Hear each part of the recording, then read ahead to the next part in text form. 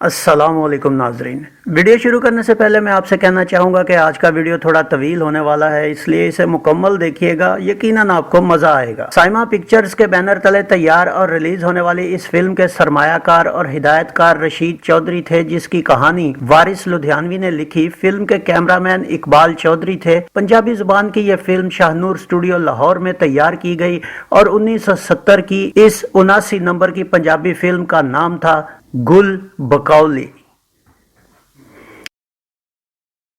Film के नुमाया अदाकारों में कैफी, नगमा, आलिया, मुनव्वर ज़रीफ, असद बुखारी, इलियास कश्मीरी, सलमा मुमताज़, नासिरा, नन्हा, साइका, सीमा, तानी, जग्गी मलिक, शेख इकबाल, मुनीर ज़रीफ, साकी, रंगून वाला, चक्रम और मेहमान अदाकारों में फजल हक, आशा भोसले, महबूब कश्मीरी, चुन चुन, मुरीद अहमद और सिक्केदार शामिल थे। इस फिल्म की कहानी क्या थी, आइए देखते हैं। फिल्म की कहानी अदनान मुल्क के बादशाह अदाकार इलियास कश्मीरी के घर बड़ी मलिका अदाकारा सलमा मुमताज के यहाँ बेटी की पैदाइश से शुरू होती है, जो इत्तेफाक से मोतियों के हार के टूटने पर उसे बदशगुनी समझते हुए और छोटी हासिद मलिका अदाकारा नासिरा के कहने पर नजूमियों से फाल निकलवाता है और शहजादे को मनहूस करार देकर मुल्क बदर करने का हुक्म देता है। बेटे की जुदाई के डर से शहजादे की माँ भी उसके साथ मुल्क छोड़ देती है, मगर भूख प्यास की वजह से रास्ते में बेहोश होने की वजह से करीबी गांव के जिम्मेदार अदाकार मुरीद अहमद के हाथ लग जाती है, जो उसे अपने घर बहन बनाकर ले जाता है। मलिका अपने बेटे के साथ उसके एक माँ के बिन माँ के बच्चे को भी गोद ले लेती है और यूं वक्त गुजर जाता है और मलिका का बेटा ताज अदाकार कैफी और जिम्मेदार का बेटा मिठू अदाकार मुनव्वर ज़रीफ जवान हो जाते हैं। एक दिन शिकार खेलते ताज का सामना बादशाह यानी अपने बाप से हो जाता है और यूं नजूमियों की कही बात के मुताबिक नहुसत अपना असर दिखाती है और बादशाह अंधा हो जाता है। शाही तबीब के मुताबिक गुल बकौली आंखों पर लगाने से बादशाह की आंखें ठीक होने का वाहिद तरीका होता है। यूं मुल्क में मनादी करा दी जाती है कि गुल बकौली लाने वाले को तख्तो ताज का वारिस बना दिया जाएगा। ये ऐलान मिठू सुनकर ताज और मलिका को जा बताता है और मलिका के मुंह से ये सुनकर कि बादशाह उसका बाप है, ताज अपने आप को उसका अंधेपन का मुजरिम गिरदानते हुए गुल बकौली लाने निकल जाता है। इधर छोटी मलिका भी अपने चारों बेटों अदाकार जग्गी मलिक,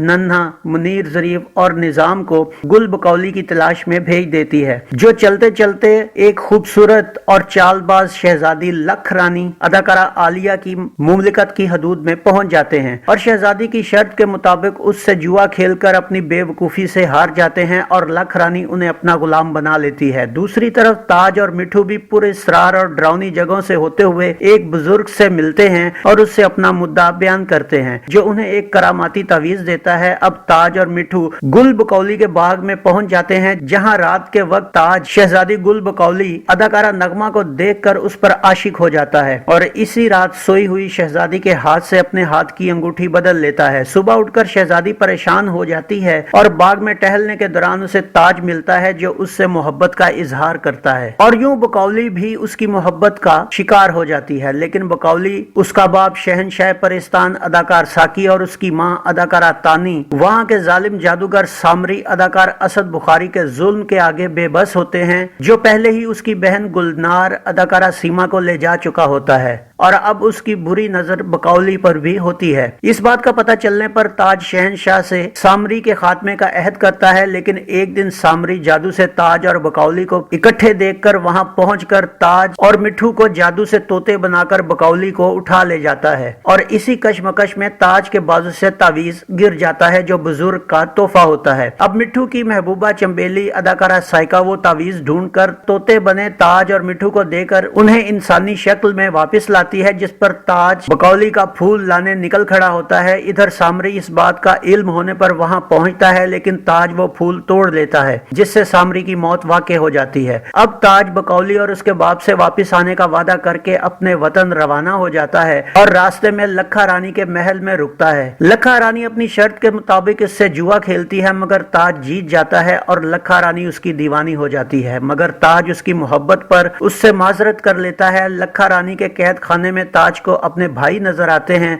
और वो लखा रानी से दरख्वास्त करके उन्हें भी अपने साथ वापस लिए चलता है, मगर रास्ते में उसके भाई धोखा करके ताज और मिठू को बेहोश करके उनसे वो फूल चुरा ले जाते हैं। लेकिन बकौली तिलिस्मी आईने में सारा मंजर देख लेती है और चंबेली के साथ जादुई कलीन पर बैठकर ताज और मिठू को वहां से लेकर महल जा पहुंचती है, जहां बड़ा शहजादा मुराद वो फूल बादशाह की आंखों से लगाने वाला होता है, मगर बकौली अपने जादू से वो फूल छीन लेती है। अब ताज वो फूल बादशाह की आंखों से लगाकर उसे ठीक करता है, मगर मुराद उल्टा ताज पर चोरी का इल्जाम लगा देता है। बादशाह ताज और बकौली को कैद करने का हुक्म दे देता है, मगर वहां लखा रानी आकर ताज के हक में बयान देती है और सबूत के तौर पर चारों शहजादों की पीठ पर अपनी गुलामी का निशान भी दिखाती है। यूं मामला साफ हो जाता है, शहजादों को कैद कर लिया जाता है। बादशाह ताज और मलका से माजरत करके बकौली को अपनी बहू मान लेता है और फिल्म खत्म होती है। नाज़रीन, फिल्म की कहानी उर्दू के क्लासिक अदब से ली गई थी और ऐसी कहानियां अपनी असली जुबान में ही अच्छी लगती हैं। इनको किसी और जुबान में मुंतकिल करके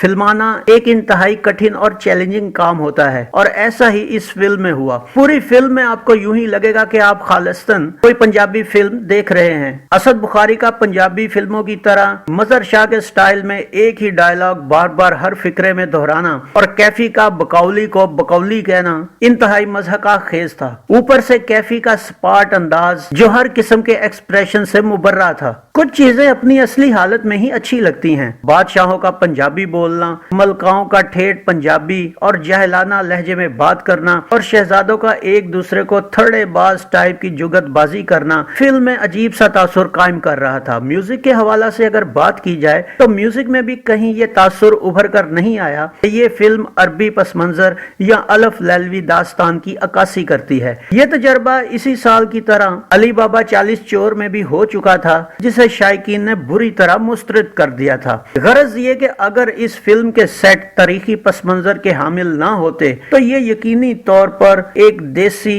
और गांव टाइप पंजाबी फिल्म की ही नुमाइंदगी करती। इस फिल्म का म्यूजिक क्या था, आइए देखते हैं। मैडम नूरजहां, माला, नसीम बेगम, इनायत हुसैन भट्टी और अजरा के गाए गानों की शायरी वारिस लुधियानवी ने की, जिनका म्यूजिक ए हमीद ने तरतीब दिया। 9 गानों पर मुश्तमिल इस फिल्म में नसीम बेगम के जे मैं कह दिया कि तेरे नाल प्यार ते एडी कोई बुरी गल नहीं, ये गीत अदाकारा आलिया पर पिक्चराइज हुआ। जे मैं कह दिया कि तेरे नाल प्यार ते एडी कोई बुरी गल नहीं, मेरी सज्जरी फुल्लां वर्गी ए जवानी वेख लो, ये गीत भी अदाकारा आलिया पर ही अक्सबंद किया गया। मेरी सज्जरी फुल्लां वर्गी ए जवानी वेख लो, फुल कलियां दा रंग हो रे, मोरा हरना तो सोनी मेरी टोरे, ये गीत अदाकारा नगमा पर फिल्माया गया। फुल्लां कलियां दा रंग हो रे, मोरा हरना तो सोनी मेरी टोरे, पता नहीं अज की गल है, पता नहीं अज की गल है। सारी रात तेनू सामने बिठा के वे दिल करे नचदी रवां, ये गीत भी अदाकारा नगमा पर ही शूट हुआ। सारी रात तेनू सामने बिठा के वे दिल करे नचदी रवां। इनायत हुसैन भट्टी का महल दो मैले छड़ के टुर पई पुत्तर लई दुखियारी मां। नाजरीन, ये गीत इस फिल्म में प्लेबैक किया गया और अदाकारा सलमा मुमताज पर पिक्चराइज हुआ। महल तो महले छड़ के टुर पई पुत्र लई दुखियारी मां। माला का देखी दिलो ना भुलावी मेरा प्यार, वे नहीं ते मैं मर जाऊंगी, ये गीत इस फिल्म में 2 मरतबा फिल्माया गया। पहली मरतबा इसे तरबिया अंदाज में और दूसरी मरतबा इसे अलमिया अंदाज में फिल्माया गया और दोनों बार ही ये गीत अदाकारा नगमा पर अक्सबंद हुआ।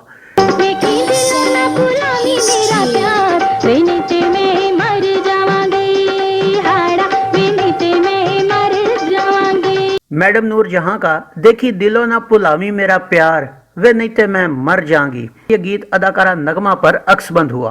देखी दिलो ना भुलावे मेरा प्यार, वे नहीं ते मैं मर जावांगी। नसीम बेगम और अजरा का दिल हर वेले धक धक करदा, नी आवे समझ ना केड़ी गल्लों डरदा, ये गीत अदाकारा नगमा पर फिल्माया गया। दिल हर वेले धक धक करदा, नी आवे समझ ना केड़ी गलों डरदा नसीम बेगम और इनायत हुसैन भट्टी का वादा तोड़ निभाई वेखी ना दगा कमाई, ये गीत अदाकारा नगमा और कैफी पर शूट हुआ। वादा तोड़ निभाई वेखी ना दगा कमाई। नाजरीन, ये फिल्म 12 जून 1970 बरोज जुमा को पाकिस्तान भर में रिलीज हुई।